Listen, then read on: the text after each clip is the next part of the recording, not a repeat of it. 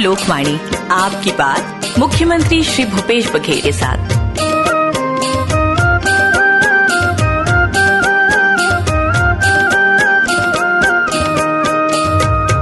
सभी श्रोताओं को नमस्कार, जय जोहार। साथियों, आज लोकवाणी कार्यक्रम अपने 16वें पायदान पर पहुंच गया है। आज की कड़ी में माननीय मुख्यमंत्री जी की बातचीत होगी प्रदेश की मातृशक्ति से, माताओं, बहनों और बेटियों से। इस अवसर पर माननीय मुख्यमंत्री श्री भूपेश बघेल जी और आप सभी श्रोताओं का हार्दिक स्वागत है। दाई दीदी बेटी मल्ला मोर ढाले प्रणाम। लोकवाणी के सब्बो सुनैया मल्ला मोर जय जोहार, नमस्कार, जय सिया राम। माननीय मुख्यमंत्री जी, 8 मार्च को अंतर्राष्ट्रीय महिला दिवस मनाया गया। इस अवसर पर पूरे देश में महिलाओं के प्रति आदर और उनके अधिकारों को लेकर विचार विमर्श हुए। आपने इच्छा जताई थी कि मार्च माह का लोकवाणी कार्यक्रम मातृशक्ति को समर्पित किया जाए। हमें ये कहते हुए बहुत खुशी का अनुभव हो रहा है कि बहुत बड़ी संख्या में माताओं, बहनों और बेटियों ने अपने विचार, अपनी भावनाओं का इजहार किया है। हिंदी के अलावा छत्तीसगढ़ी, हल्बी भाषाओं में भी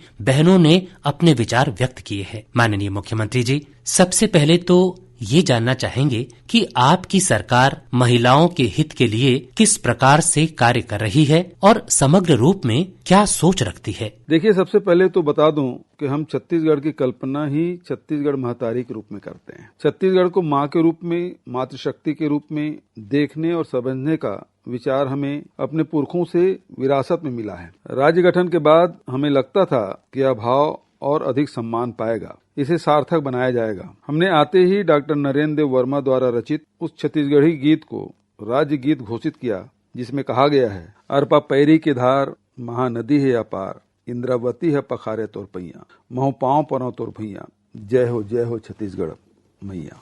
इस तरह हमने महिलाओं के प्रति अपने सरकार के प्राथमिकता को स्पष्ट घोषित किया है। हमारे छत्तीसगढ़ में दंतेश्वरी, बमलेश्वरी, महामाया, चंद्रहासिनी, दुर्गा, शीतला और देवी के हर स्वरूप को पूजा जाता है। इस तरह हमारे जनमानस में मातृशक्ति की आराधना का जो भाव है, उसे हमने नए ढंग से प्रतिष्ठित किया है। मेरा मानना है कि महिलाओं को आदर देने का संस्कार जितना जरूरी है, उतनी ही जरूरी है उनके अधिकारों की रक्षा करना, उनकी शिक्षा, सेहत, स्वावलंबन, आत्मसम्मान के लिए सतत प्रयास करना। आप देखिए कि हमारी सरकार ने इस दिशा में ठोस काम किया। माननीय मुख्यमंत्री जी, महिलाओं के लिए अच्छा स्वास्थ्य सबसे बड़ा वरदान होता है। यदि उनकी सेहत अच्छी है तो वे अपने घर, परिवार, कुटुंब और समाज को संवार सकती हैं, सही दिशा में ले जा सकती हैं। छत्तीसगढ़ में आपने महिलाओं के पोषण और सेहत को लेकर बहुत सी योजनाएं और कार्यक्रम संचालित किए हैं, जिन्हें लेकर महिलाओं ने बड़ी उत्साहजनक प्रतिक्रिया दी है। आइए सुनते हैं पहली आवाज हल्बी में और फिर छत्तीसगढ़ी और हिंदी में। प्रदेश जो मुखिया के मैं जय जोहार करे से जय जोहार। मोचनाहिर में भाई आए, मैं दंतेवाड़ा जिला के कुआकुंडा ब्लॉक जो टिकनपाल भट्टीपारा में रहूं आए। आमच्या गाँव ने गोटक दिने महिला एवं बाल विकास विभाग बाटले बाल संदर्भ मेला होली। उता मैं मचपिला के नेऊ रले। मचपिला के डॉक्टर मन सांगला की कमजोरा से एके एनआरसी ने अस्पताल ने भर्ती कर पड़े दे।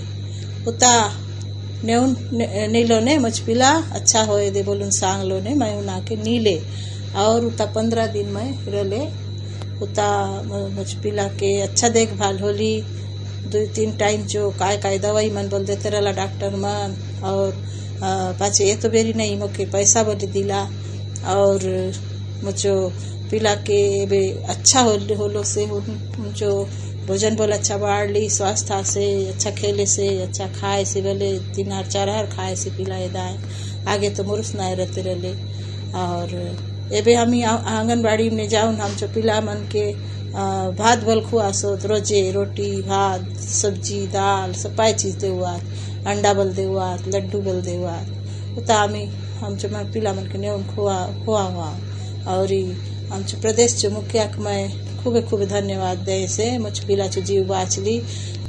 रंग चो हुना चो योजना मन चो हमके फायदा मिले से हुनी का हम चो पिला चो मन बोले बे खूबे खुश आसी। बहुत धन्यवाद। जय जोहार। माननीय मुख्यमंत्री महोदय लम और नमस्कार। मैं रेणुका सोनी राजनांदगांव के शीतला मंदिर वार्ड 25 के निवासी हूँ।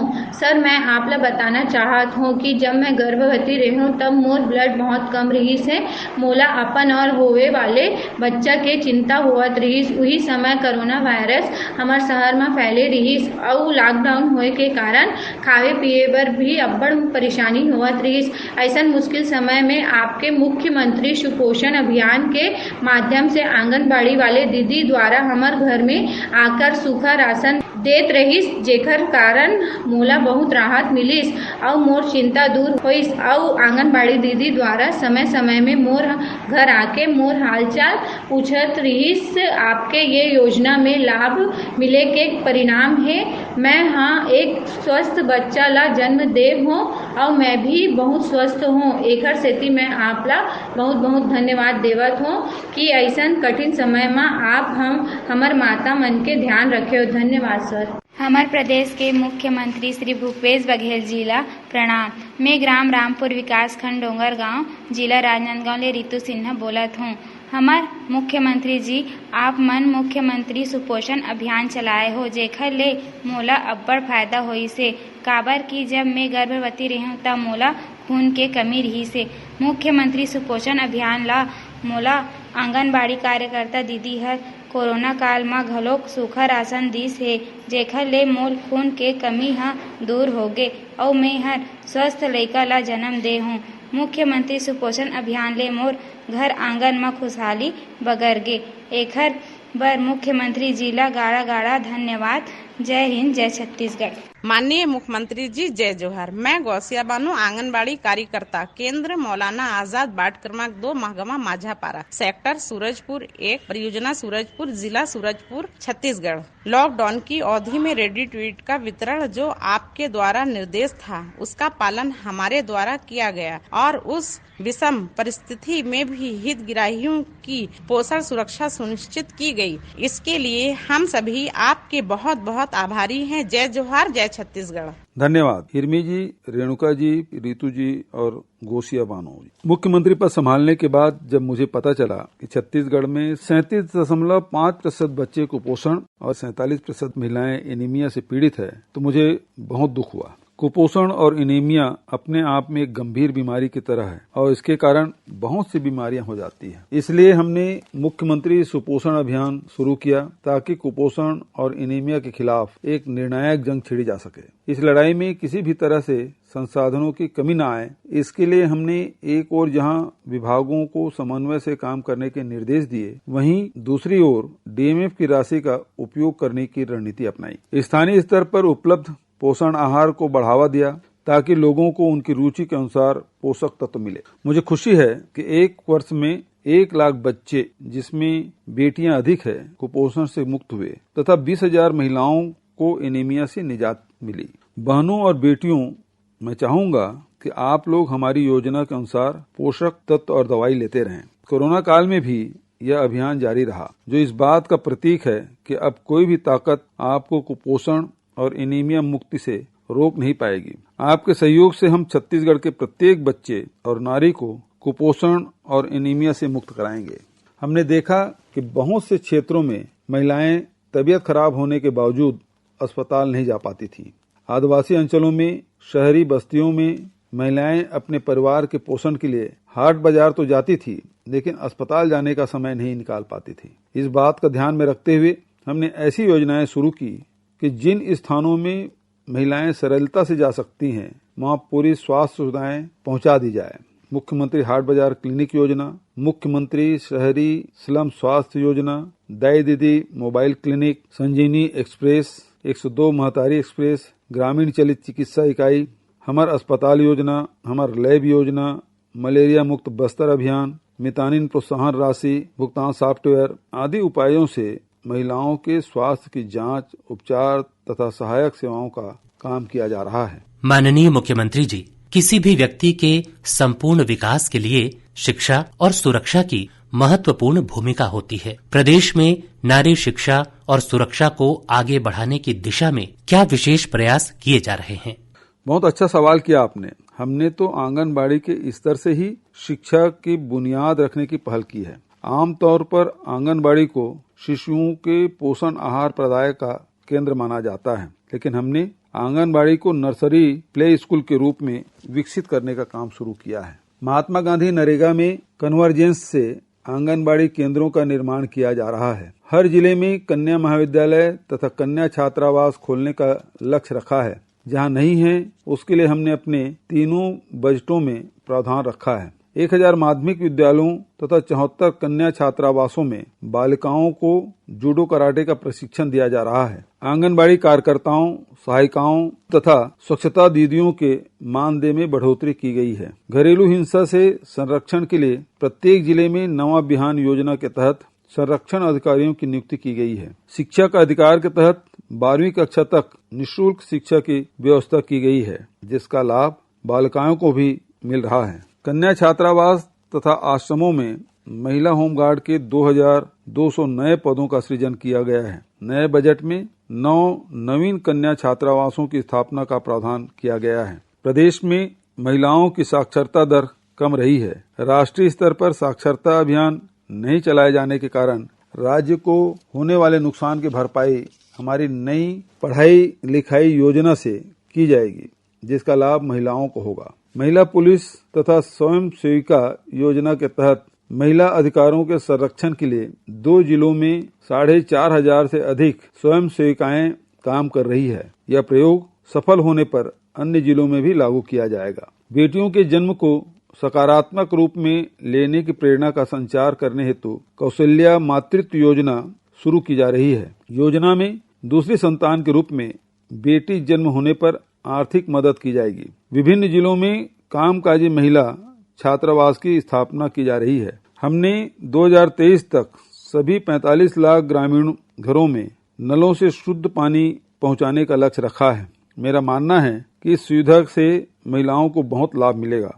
महिला संबंधी अपराधों की रोकथाम के लिए 370 स्थानों में महिला हेल्प डेस्क संचालित है। माननीय मुख्यमंत्री जी, आपने कहा है कि महिलाओं के समुचित विकास के लिए स्वास्थ्य, शिक्षा और सुरक्षा की तरह स्वावलंबन की भी बड़ी भूमिका है। पहले बात करते हैं कि शासकीय नौकरी में महिलाओं की उपस्थिति सुनिश्चित करने के लिए क्या विशेष प्रयास किए जा रहे हैं।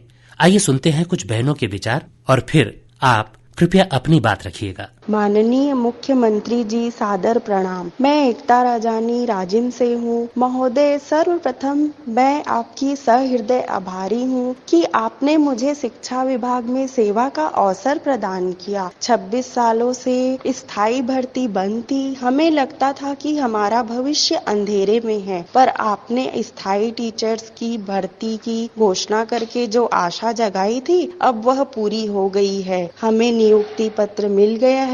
ये हमारे लिए गौरव का विषय है कि 26 साल बाद जब आपकी कृपा से स्थायी भर्ती शुरू हुई है तो सबसे पहले बैच में हमारा चयन हुआ है। इससे हम युवाओं का विश्वास और भी मजबूत हुआ है। मैं इस कार्य को पूरी निष्ठा व लगन से करूंगी। मैं चाहूंगी आगे भी आप इसी तरह युवाओं को रोजगार के अवसर प्रदान करते रहें, जिससे हमारे छत्तीसगढ़ का भविष्य उज्जवल हो। धन्यवाद। मैं झरना ध्रुव, मेरी अनुकंपा नियुक्ति जिला शिक्षा अधिकारी कार्यालय में हुआ था। वर्तमान में मैं शासकीय उच्चतर माध्यमिक विद्यालय देवपुर में भृत्य के पद पर कार्यरत हूँ। अनुकंपा नियुक्ति उपरांत मेरे द्वारा परिवार एवं अपने भाई बहनों का अच्छी तरह से पालन पोषण स्वावलंबी होकर कर रही हूँ, जिसके लिए मैं छत्तीसगढ़ शासन का शुक्रगुजार हूँ। एकता और झरना बिटिया, आपने सही कहा कि राज्य गठन के बाद पहली बार हमने स्थायी शिक्षक शिक्षिकाओं की भर्ती के बारे में कहा था, जिसके 2 प्रमुख कारण थे। एक तो शिक्षा की गुणवत्ता में वृद्धि और दूसरा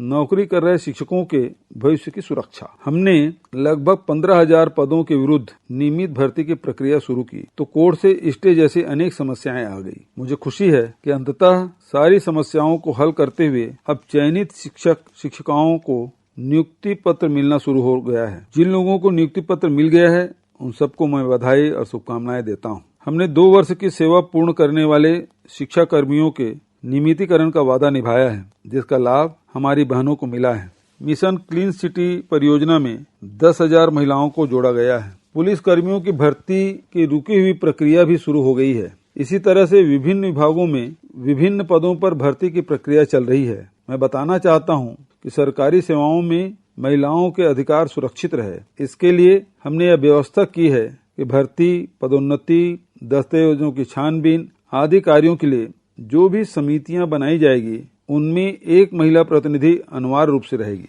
आपके अधिकारों को सुरक्षित रखने के लिए 30% आरक्षण की सुविधा सुनिश्चित की गई है। माननीय मुख्यमंत्री जी, इसमें दो राय नहीं है कि शासकीय सेवाओं में महिलाओं की अधिकाधिक उपस्थिति सुनिश्चित की जा रही है और इसके लिए आपकी सरकार ने अनेक प्रावधान किए हैं, लेकिन आपने महिलाओं को रोजगार देने के और भी अनेक अवसर पैदा किए हैं, जिसका लाभ ग्रामीण से लेकर वनांचल तक बहनों को मिल रहा है, जिनके बारे में हमारी बहनें बहुत उत्साह से चर्चा कर रही हैं। आइए सुनते हैं। जय बिहान। मैं खिलेश्वरी सतनामी बिहान योजना के MUC नारी में हथकरघा का कार्य करती हूँ। इस कार्य को करते हुए आज मैं आत्मनिर्भर और सक्षम बन चुकी हूँ। मैं छत्तीसगढ़ सरकार को रोजगार के इस पहल के लिए धन्यवाद देती हूँ। नमस्कार, मेरा नाम सुनीता साहू, ग्राम मराव, थाना क्रूज, जिला धमतरी, छत्तीसगढ़। मैं बिहान योजना के तहत संजीवनी स्वयं समूह से जुड़ी हूँ, जिसके माध्यम से मुझे छत्तीसगढ़ राज्य ग्रामीण बैंक में बैंक सखी के रूप में कार्य करने के लिए मिला, जिसमें मैं खाता opening, deposit, withdrawal, fund transfer, mini statement, बीमा, अन्य सर्विस दे रही हूँ, जिसमें 10 गांव में जाकर बैंकिंग की जानकारी, बैंकिंग सेवा दे रही हूँ। मैं इस बिहान योजना को लाने वाले को बहुत तहे दिल से धन्यवाद देती हूँ कि इसके माध्यम से मेरे परिवार का पालन पोषण हो रहा है और मेरी आय मंथली 20 से 25 हजार हो रही है, जिससे मैं अपने घर की स्थिति में बहुत सुधार आई है।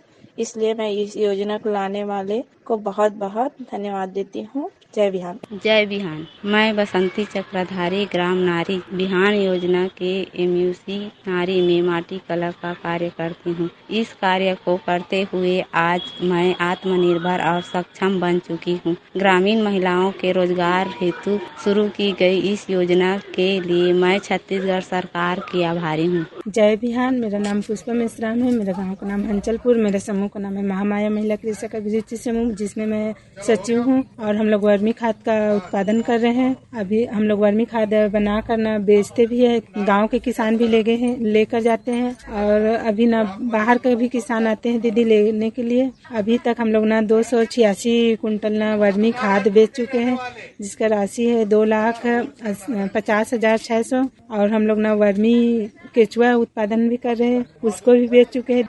उसको ना हम लोग 25 कुंटल वर्मी केचुआ बेच चुके हैं और उसका राशि है 5,09,000। वर्मी वास भी बन रहा है, उसको भी मतलब 30 रुपया लीटर के दर से बेचेंगे। खिलेश्वरी जी, सुनीता जी, बसंती जी, सुषमा जी, जय बिहान। जब मैं गांव-गांव का दौरा करता हूं तो आपका यह उद्बोधन मुझे बहुत रोमांचित करता है, बहुत उत्साह जगाता है। मुझे खुशी है कि छत्तीसगढ़ राज्य ग्रामीण आजीविका मिशन बिहान के अंतर्गत प्रदेश में 20,02,000 गरीब परिवारों की 1,85,000 महिलाएं स्व सहायता समूह से जुड़ गई हैं। आप लोगों के द्वारा एक से बढ़कर एक कार्य किए जा रहे हैं। अपनी मौलिकता, स्थानीय स्तर पर उपलब्ध कौशल और संसाधनों का उपयोग आप लोग जिस खूबसूरती से कर रहे हैं, उसकी जितनी तारीफ की जाए वह कम है। वास्तव में आप लोगों ने मातृशक्ति शब्द को सार्थक करके दिखाया है। आप में से 3,500 बहनें बीसी सखी के रूप में चलता फिरता बैंक बन गई हैं। हमारी ग्रामीण महिलाओं का यह कायाकल्प और उनकी सूझबूझ का विस्तार बहुत उम्मीद जगाने वाला है। आपकी प्रतिभा, लगन और मेहनत को देखते हुए नए बजट में मैंने रूरल इंडस्ट्रियल पार्क और सी मार्ट स्टोर जैसी नई अवधारणा को शामिल किया है। शहरों में पौनी पसारी योजना और गांव में रूरल इंडस्ट्रियल पार्क के सफल संचालन के पीछे वास्तव में नारी की शक्ति होगी। मुझे विश्वास है कि आप सबके सहयोग से छत्तीसगढ़ में छोटी छोटी पूंजी और थोड़ी थोड़ी उद्यमता को मिलाकर एक नई आर्थिक क्रांति का जन्म होगा। यह आर्थिक क्रांति विकास का एक टिकाऊ मॉडल बनकर पूरी दुनिया में नाम कमाएगी। माननीय मुख्यमंत्री जी, आपने सुराजी गांव योजना, सक्षम योजना और स्वरोजगार हेतु अनेक पहल की है। इससे हमारी ग्रामीण महिलाओं ने अपने आप को सफल बनकर दिखाया है। आइए संकट के अंधेरों से निकलकर सफलता का सूरज उगाने वाली कुछ बहनों के विचार सुनते हैं। जय बिहान, मेरा नाम किरणलता साहू है। मेरे समूह का नाम जय भवानी महिला सोसाइटी समूह है, जिसमें हम लोग 10 सदस्य हैं और हमें यहाँ पर सुराजी ग्राम योजना के तहत बंजर पड़ी जमीन में हमें लेमन ग्रास, एलोवेरा, पुदीना सारा चीज का खेती करने को हमें मिला है काम, जहाँ पर हम लोग सब्जी वगैरह सब चीज लगाए हुए हैं, जिससे हमें अच्छे आय होने का शुरुआत हो चुकी है। सभी महिलाएं यहाँ पर माह में 5 से 6 हजार रुपए कमा लेते हैं, जिसके लिए हम सभी को धन्यवाद देते हैं। हमारे समूह के नाम जय भवानी महिला स्व सहायता समूह है, जेमे हम 10 सदस्य काम करत हन। ये हमारे गांव में ग्राम पंचायत भटगांव में सुराजी ग्राम योजना के तहत यहाँ काम चालू हुआ है, जिसमें हमन सबसे पहले बंजर भूमिया में लेमन ग्रास के पौधा लगाए हवन और ओकर बाद जिला प्रशासन, उद्यानिकी विभाग और हमारे ग्राम पंचायत भटगांव की मदद से यहाँ गेंदा के फूल और सब्जी लगाए हन, जेकर से हमारा बहुत अच्छा फायदा हुई से और आगे जाके हमन एला और अच्छा से करना चाहत हन।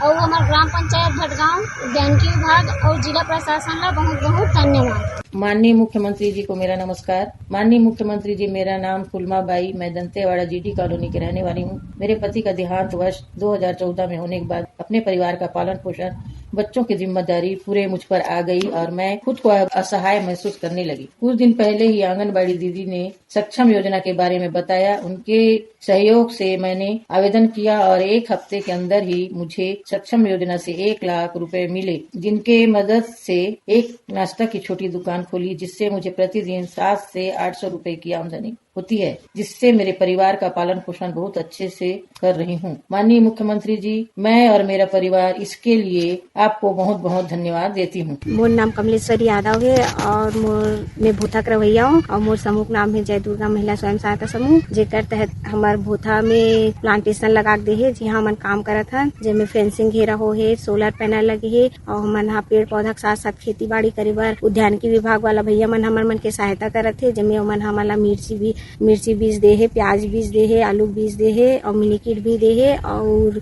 हमन ला पानी के दिक्कत मत हो करके हमन ला पाइप भी मिले है, जिसमें हमन अपन आजीविका चलात हन और थोड़ा बहुत हमन ला आमदनी भी हो है और रोजगार गारंटी के तहत हमन ला रोजी भी मिलत है। किरण जी, फुलमामा बाई जी, कमलेश्वरी जी, आप लोगों की सफलता की कहानी सुनकर मुझे बहुत अच्छा लगा। चाहे सुराजी ग्राम योजना हो, मल्टी यूटिलिटी सेंटर की योजना हो, सक्षम योजना हो, छत्तीसगढ़ महिला कोष हो, स्वावलंबन योजना हो या दिशा दर्शन योजना हो, ऐसी तमाम योजनाओं का उद्देश्य है कि आप अपनी परिस्थिति तथा अवसर के अनुसार आजीविका का साधन चुनें। गोधन न्याय योजना के अंतर्गत कुल विक्रेताओं में लगभग 45% की भागीदारी महिलाओं की है। इस तरह मुझे यह कहते हुए खुशी है कि हमारी योजनाओं में माताओं बहनों की भागीदारी से ही सफलता मिल रही है। इसके लिए मैं आप सबको धन्यवाद देता हूँ। माननीय मुख्यमंत्री जी, 27 फरवरी 2021 को आपकी सरकार ने बेटियों का सबसे बड़ा सपना पूरा करते हुए एक नया कीर्तिमान भी रचा है। मुख्यमंत्री कन्या विवाह योजना के अंतर्गत एक ही दिन में 3229 बेटियों के हाथ पीले किए गए हैं, जिसके कारण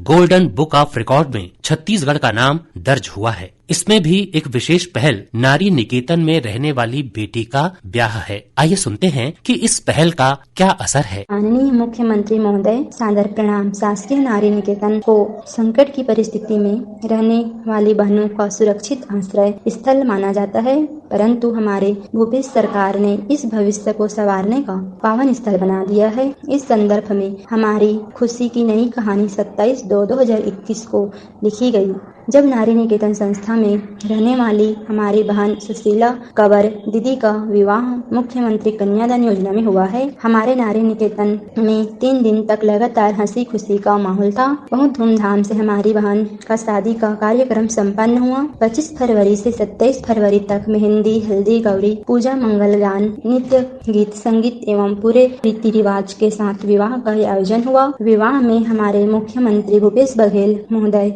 और उनके मंत्रीगण छत्तीसगढ़ पूरे समय उपस्थित थे। इस खुशी के पल को हम जीवन में कभी भूल नहीं सकते कि हमें आशीर्वाद देने के लिए मुख्यमंत्री महोदय एक पिता के रूप में उपस्थित थे एवं हमारी सहेली को अपना विशेष आशीर्वाद मंच में प्रदान किए। महत्वपूर्ण बात यह है कि पूर्व में मुख्यमंत्री कन्यादान योजना के जितनी राशि व्यय की जाती थी उसकी लगभग दुगनी राशि 25,000 रुपए सरकार के संता में आने के बाद विवाह हेतु व्यय की जा रही है, जिससे हमारी बहन को अपनी गृहस्थी की शुरुआत किए जाने में आसानी होगी, जिसका हम सभी बहनें हृदय से धन्यवाद करते हैं। हमारी संस्था नारी निकेतन में रहने वाली बहन में इस शादी के आयोजन के बाद नई आशा का संचार हुआ है एवं मन में विश्वास पैदा हुआ है कि आगे भी हमारी विवाह योग्य बहनों का घर भी यहाँ रहते हुए मुख्यमंत्री कन्यादान योजना के तहत हमारे भूपेश सरकार बसाएगी। अब हम अपने आप को बेसहारा महसूस नहीं करते, क्योंकि छत्तीसगढ़ सरकार व हमारे मुख्यमंत्री श्री भूपेश बघेल भैया हर कदम में हमारे साथ है। एक बार फिर से हम सभी बहनों की ओर से इस महान पुण्य कार्य के लिए हृदय से कोटि कोटि धन्यवाद देते हैं। निश्चित तौर पर यह मेरे लिए सौभाग्य और प्रसन्नता का विषय है। हर माँ बाप का सपना होता है कि उसकी बेटी का विवाह अच्छे से हो, और यदि कोई बेटी संकट में है तो सरकार और समाज की जिम्मेदारी है कि वह माता पिता की भूमिका निभाए।